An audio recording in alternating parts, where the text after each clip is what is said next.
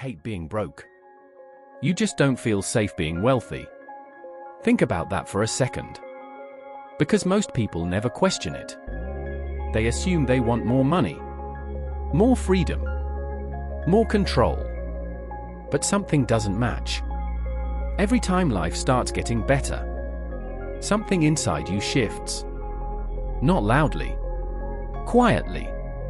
A subtle tension, a strange discomfort, a feeling you can't explain. And you ignore it. Because on the surface, everything looks fine. But underneath, something is reacting. You associate money with stress. Not consciously, but emotionally.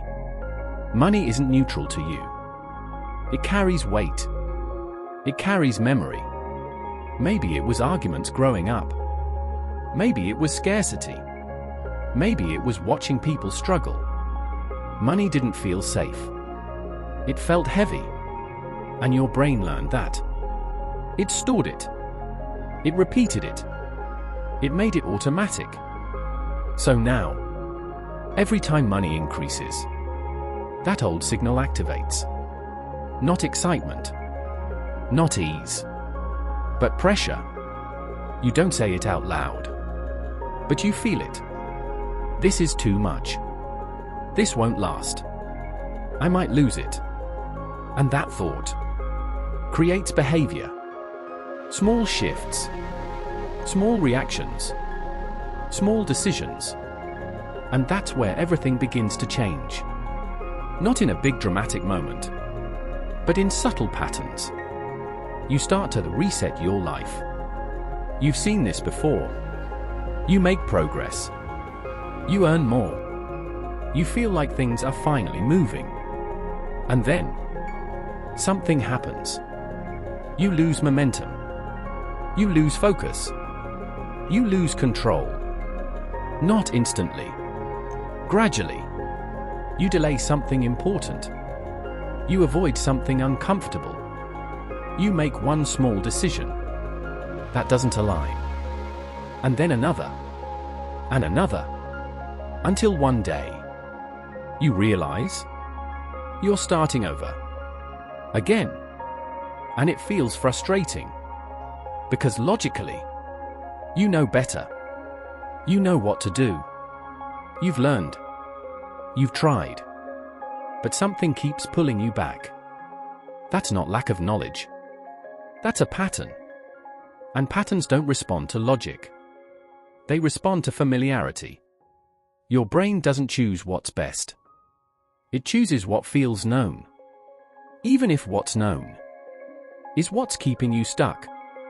That's why stability feels unfamiliar. That's why consistency feels hard. Because you weren't trained for stability. You were trained for fluctuation. Ups and downs. Stress and relief. Gain and loss. That became your normal. So when life becomes stable, your brain doesn't relax. It gets alert. It looks for something to fix. Something to change. Something to bring you back to what feels real. And that's where overspending begins. Not as a mistake, but as a response. A way to release pressure. A way to escape the tension. You feel stressed. You spend. You feel uncertain. You spend. You don't call it that. You justify it. You explain it. But underneath, it's emotional. And once it happens, you feel temporary relief. But only for a moment.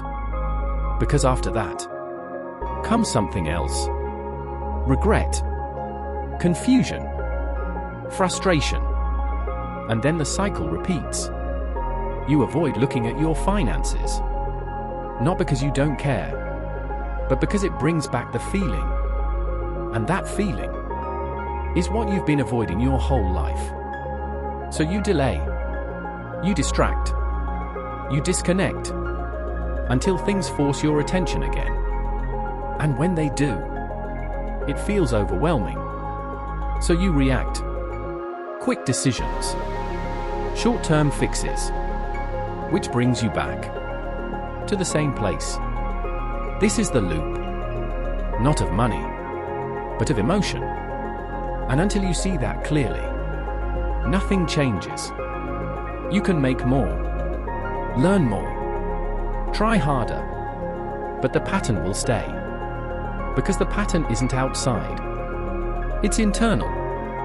It's how you respond when things start going right. That's the part nobody talks about. People talk about failure. They talk about struggle. But they don't talk about the fear of success.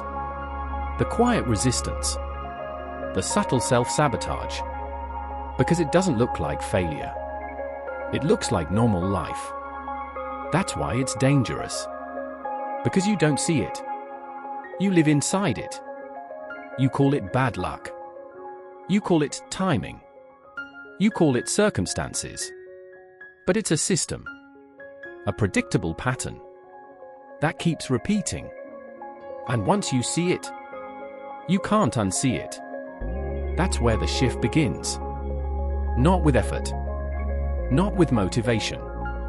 But with awareness. Seeing the moment. Before the reaction. When you feel the urge to avoid. To spend. To disconnect. That moment is everything. Because that's where you choose. Not by force. Not by discipline. But by clarity. You recognize the pattern. You pause. And for the first time, you don't follow it. That's uncomfortable. Because it's new. Because it's not familiar. But that's exactly the point. Change doesn't feel safe at first. It feels wrong. Because your brain hasn't learned it yet. But if you stay with it, if you don't escape it, something shifts. The pressure starts to fade. The reaction slows down. And money becomes neutral. Not emotional. Not heavy.